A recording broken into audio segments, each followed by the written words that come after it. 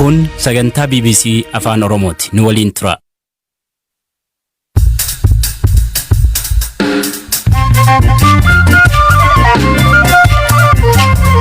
Yooyaa malee yooyaa dhaggeeffattoota raadiyoo BBC Afaan Oromoo nu dhiyaadhaa bakka nu dhaggeeffachuu jirtan cufaatti sagantaan keenya am jalqaba.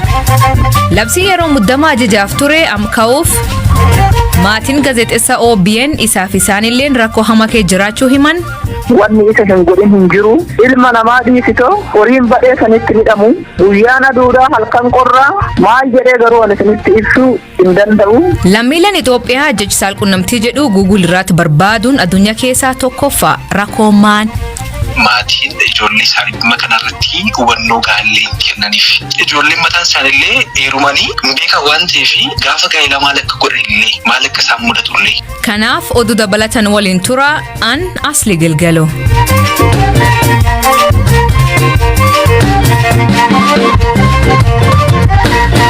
Dhaggeeffattoonni oduutiin jalqabaanii mani maree ministeerota Itoophiyaa walgahii ariifachiisa artaayin labsiin yeroo muddamaa ajajaaf labsamee jiru yeroo isaa dursee akka ka'uu fi marii geggeessuun murtee dabarse. Hamza Hussein gabaas qaba.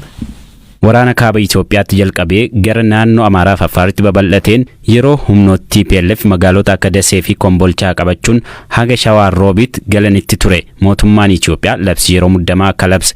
Labsiin yeroo muddamaa ji'a ja'aaf akka turuuf labsame kun balaa birmadummaa biyyaa mudate aggachuuf akka ta'e biyyattiin wayita sadaasa darbe keessa labsicha labsitu ibsitee turte. Akkuma labsichi labsameen ministeerri muummee Abiy Ahmad gara adda waraanaatti imaluun waraanicha hoogganuu eegalan. Humnoon TPLFis naannoo Amaaraa fi Affaar keessaa yeroo muraasa booda baafaman.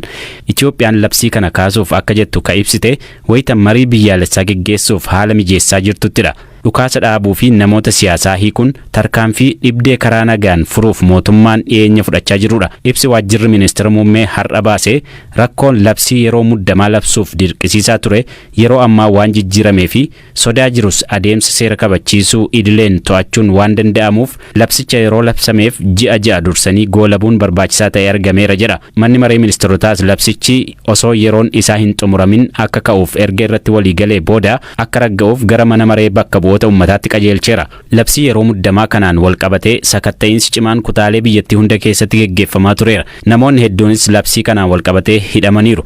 Mootummaan haalli waan fooyya'eefan labsii yeroo muddamaa kaase jedha. Ta'us lolli daangaa Tigraay fi Affaar irratti bifa haaraan ka'eera.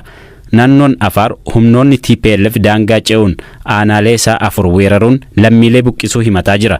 TPLF birmadummaa naannochaa sarbaa waan jiruuf mootummaan federaalaa tarkaanfiitti deebi'uu qaba jechuun hoogganaan kominikeeshinii Affaar kaleessa dubbatanii turan. TPLF gama isaan humnoota naannoo Affaartu Eertiraa waliin ta'uun na weerare gargaarsa namoomaatti karaa cufe jechuun himate. Gama kaaniin ministeerri muummee Abiy marii diyaaspooraa biyyattii waliin taasisan irratti finciltoota Tigraay waliin mari'achuuf qophiin jiraachuu dubbachuu isaanii maddi oduu Associated Press gabaaseera. Associated Press miseensota diyaaspooraa marii irratti hirmaatan wabeeffachuun akka gabaasetti mootummaan Itoophiyaa waraana baatilee 15 ol lakkoofsise mariin xumuruuf qophiidha.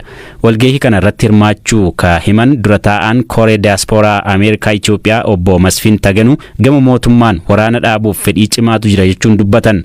Maricha irratti ministeera muummee Abiy mariin ni jiraata fedhii biyyattiif dursa ka kenninu mariin sababaan deeggarame ni jiraata jechuun dubbachuu obbo Masfiin Associated Pressitti himaniiru. Mootummaan federaalaa Itoophiyaa amma dura waa'ee marii TPLF waliin godhamuuf adeemu kanaa ifatti wanti jedhan jiru. Garuu aangawoonni biyyattii garee shororkeessaa TPLF waliin mariin kamuu akka hin jiraanne dubbachaa turan.